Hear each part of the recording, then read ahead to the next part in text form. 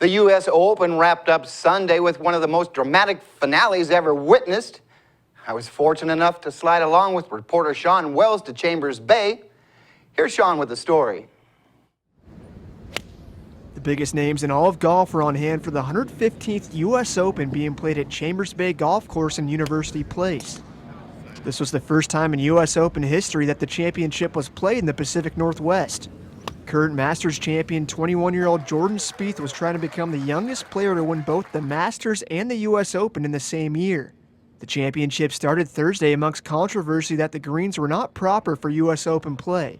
Tour player Billy Horschel had a tough go-round at Chambers Bay and was not impressed with the play of the greens and the inability for fans to get close to the action. We want to have the experience, and the fans weren't able to have that experience this week, and that's disappointing. It's just a frustrating week with the greens and the fans and everything else that sort of accumulated into one. The tough conditions didn't seem to bother some of the top-ranked players in the world as Dustin Johnson, Jason Day, and Jordan Spieth were all in the final two pairings on Sunday. The championship came down to the final hole with Spieth and Johnson tied at 4 under. Spieth birdied 18, putting pressure on Johnson, who responded with a magnificent approach shot, putting him 12 feet from the pin for eagle and an opportunity to win it. But Johnson couldn't sink the putt, leaving him a tester coming back to force an 18-hole playoff. The putt was offline, and Spieth became the youngest U.S. Open champion since Bobby Jones in 1923.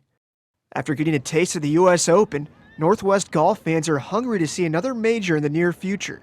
The number 6 ranked player in the world, Jim Furyk, was asked if he'd like to see the U.S. Open back at Chambers Bay. Furyk said that's out of his control. They're not going to ask. I mean, players, we always have our opinions, whether we like the golf course or not, whether we think it's a good golf course or not, but it's obviously not. It shouldn't be, but it's not taking in the credit. For iFIBER 1 News, Sean Wells. I'll be the first in line if the tournament returns. He gave you everything you wanted as a golf fan: drama, intrigue, controversy, and provided a stiff challenge for some of the best golfers in the world. The River Dogs took 4 of 5 games to claim the High Desert Classic tournament over the weekend. Nolan Pulse went 3 for 3 with a double in the championship game, and the Dogs clipped the Central Washington's Hawks Wings 11-3. Pulse was 9 for 13 at the plate for the tournament. The Hawks jumped out to a 3-0 lead in the top of the first. The River Dogs exploded for 11 runs over the next 4 innings to run away with it. The Dogs dropped their opener to the Hawks Thursday evening and then reeled off 4 straight to claim the bragging rights. Cameron Walker went 5 innings on the bump to record the W. The River Dogs hit the road for tournament play tomorrow. The first stop is in Vancouver for the Champions Northwest Tourney. The team is in Klamath Falls Thursday and then heads to Cali for the Zoots Invite. Well, the Mariners dropped a 6-2 game to the Astros last night at Safeco Field. Houston took a 3-1 lead into the 5th when Brad Miller led a 2-out grounder through his wickets at short. Robbins Cano's sac fly in the home half of the frame closed the gap to 3-2, but that was as close as the M's got. The Astros blew the game wide open with a 2-run shot in the 7th by Colby Ramos and a solo shot by George Springer in the 9th.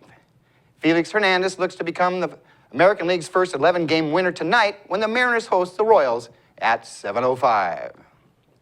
The Spuds take on the Pasco Sun Devils in doubleheader action at Larson Field tonight.